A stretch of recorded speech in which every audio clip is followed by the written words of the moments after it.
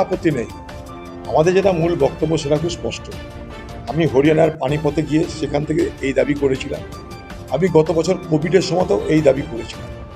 আমি একটা জিনিস দেখেছি যে পরিযায়ী শ্রমিকদের বিপদের সবথেকে বড় কারণ হচ্ছে রাজ্য সরকারের প্রশাসনিকভাবে তাদেরকে সহযোগিতা করছে না।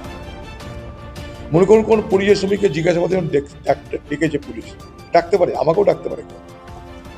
পুলিশের কাছে গিয়ে তাকে কি বলবে? সে আমার বাড়ি এখানটায়, আমার গ্রাম এটা তো বলবে।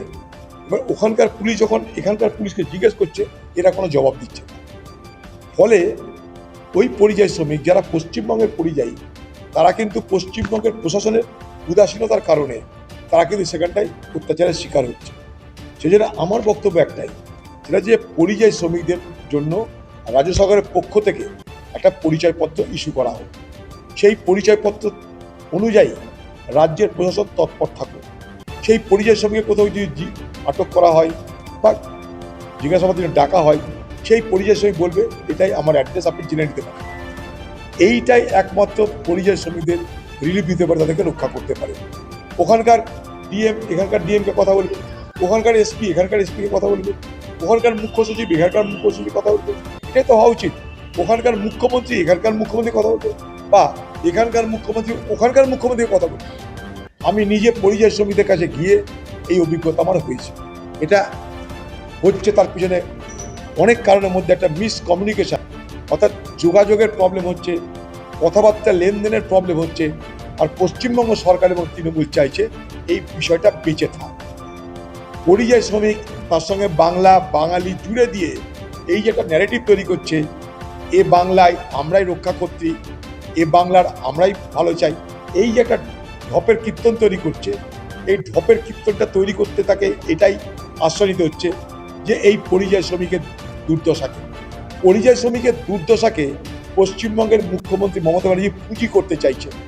অথচ এটা কিন্তু সমাধান এক্ষুনি করা যায়, এক্ষুনি প্রত্যেকটা ব্লকে ব্লকে। এই যে আমার পাড়ায় আমার সমাধান, এই আমার পাড়ায় আমার সমাধানের মধ্যে প্রত্যেকটা গ্রামে গ্রামে পরিযায়ী শ্রমিকদেরকে আইডেন্টিটি কার্ড ইস্যু করা হোক, পরিচয়পত্র ইস্যু করা হোক। ফলে ভারতবর্ষের যেখানেই তারা কোনো বিপদে পড়বে, সঙ্গে সঙ্গে সেই কনসার্ন থানা, অর্থাৎ যেখানে তারা থাকে সেই থানার সঙ্গে যোগাযোগ হবে, থানা বলে কোনো গল্প শেষ। আজকে তো ডিজিটাল জমানা, সব কিছু তোমার হাতের কাছে, কম্পিউটারের যুগ, ডিজিটালের যুগ, হাতের কাছে সব কিছু, 1 সেকেন্ডে ঝামেলা মিটে যায়।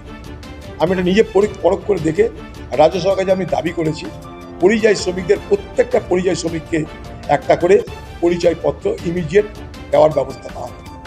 কারণ পশ্চিমবঙ্গ সরকার ভোট পর্যন্ত এই বিষয়টাকে বাঁচিয়ে রাখতে চাই। যেমন নন্দীগ্রামে পায়ে লেগেছে বলে পা ভাঙা হয়ে গেল, পায়ে কোথায় লাগলো তা যায় না, পা ভেঙে গেল। আমি বললাম দিদি এখন ঘুরবে সাইকেলে, মানে ওই যে হুইল চেয়ারে ঘুরবে দিদি, যেদিন ভোট শেষ হবে দিদি হুইল চেয়ার থেকে নামবে। আমি বলে দিয়েছিলাম ভোটের আগে, এবারও বলছি দিদি এবার হুইল চেয়ার নাই দিদির কাছে এবার বাঙালি হাতিয়ার। যেদিন ভোট শেষ হবে দিদির বাঙালিকে ভুলে যেমনকার তেমনি হয়ে যাবে, আবার কালীঘাট বালি হয়ে যাবে। তো এই জায়গাটাই এই ইস্যুটাকে বাঁচিয়ে রাখতে চাইছে বাংলার মুখ্যমন্ত্রী, তাই পরিযায়ী শ্রমিকদের দুর্দশা কাটছে না। এই পশ্চিমবঙ্গের দুটো হচ্ছে অভিশাপ, একটা ভাঙন আর একটা প্লাবন। ভাঙনের শিকার মুর্শিদাবাদ, মালদা, নদিয়া সমেত বিস্তীর্ণ এলাকা, প্লাবনের শিকার দক্ষিণবঙ্গ। সারা বছর বন্যা হবে, সারা বছর ভাঙন হবে। বাংলার মুখ্যমন্ত্রী জবাব হবে ফারাক্কা জল ছাড়লো, কখনো জবাব হবে প্রকৃতি দোষী, আমার কি করার আছে, কখনো বাঁচার জন্য অজুহাত তুলবে ডিবিসি জল ছাড়ছে। তো সারা বছর ধরে আপনি কি করছেন?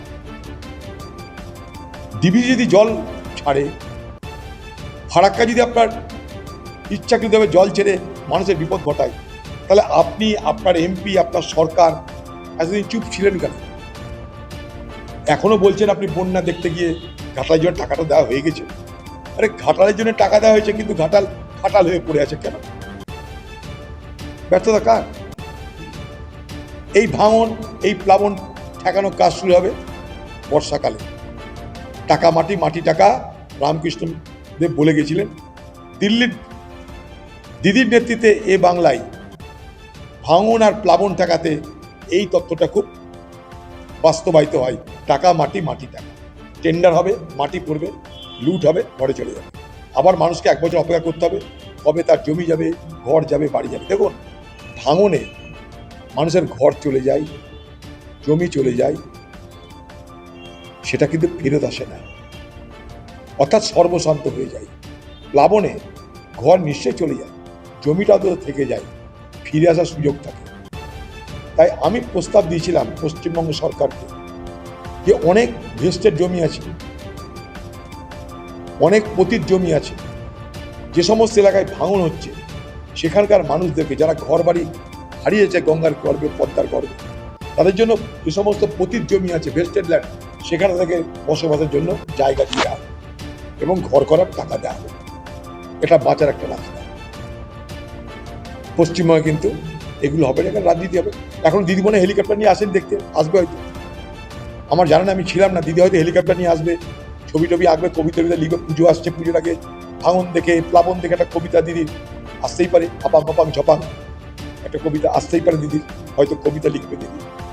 তার জন্য করতে হবে সেখানকার মানুষকে। বলে সম্বোধন করে বলেছে এসআইআরের ইতিহাস জানে না, মন্তব্য সিদ্ধান্ত ভোট এগিয়ে আসতেই কি এই কথাটা রাজনীতি শুরু হয়েছে।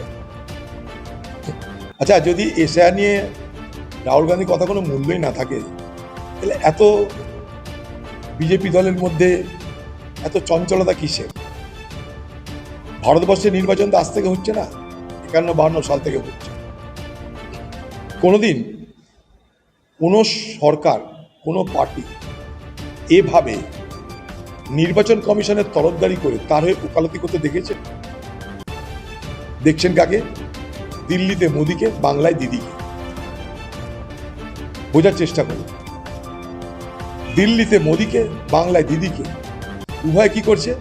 নির্বাচন কমিশনকে রক্ষা করার ওকালতি করছে। কেন? কোন সরকারি দলের কি এটা কাজ নির্বাচন কমিশনের হয়ে ওকালতি করা? কেন করতে হচ্ছে?